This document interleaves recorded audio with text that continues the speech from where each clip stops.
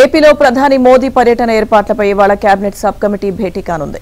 విజయవాడలోని జలవనరుల శాఖ కార్యాలయంలో ఈ సమావేశం జరగనుంది. అధికారులతో కలిసి మంత్రివర్గ ఉపసంఘం పర్యటన ఏర్పాట్లపై సమీక్షించనుంది. ఇక దీనికి సంబంధించిన కార్యాచరణను బ్రీఫ్ నోట్ రూపంలో అందజేయాలని ఇప్పటికే మంత్రివర్గ ఉపసంఘం అధికారులను ఆదేశించింది.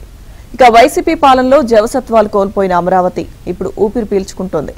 సీఎం చంద్రబాబు సారథ్యంలో రాజధాని నిర్మాణం దిశగా వడివడిగా అడుగులు పడ్డంతో రాజధాని ప్రాంతం ఇప్పుడు సరికొత్త కళతో కళకళ్లాడుతోంది. యావత్ ప్రపంచం ఆశ్చర్యపడేలా అమరావతి నగరాన్ని నిర్మిస్తానన్న సీఎం చంద్రబాబు ఆ దిశగా పక్కా ప్రణాళికతో ముందుకు వెళ్తున్నారు. ప్రధాని మోదీ చేతుల మీదుగా రాజధాని పునర్నిర్మాణ పనుల్ని ప్రారంభించేందుకు సర్వం సిద్ధం చేస్తున్నారు.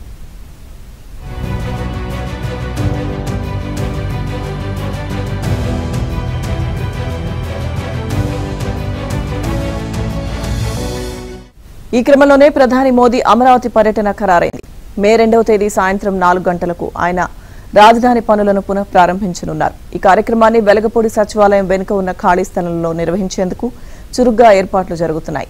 ఉమ్మడి గుంటూరు, కృష్ణా, ప్రకాశం, పశ్చిమ గోదావరి జిల్లాల నుంచి సుమారు 5 లక్షల మంది ఈ సభకు హాజరవుతారని అంచనా వేస్తున్నారు.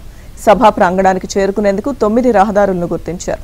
ఇప్పటికే ప్రధాని పర్యటనకు సంబంధించి అధికారులు, ప్రజాప్రతినిధులతో ముఖ్యమంత్రి చంద్రబాబు సమీక్షించారు.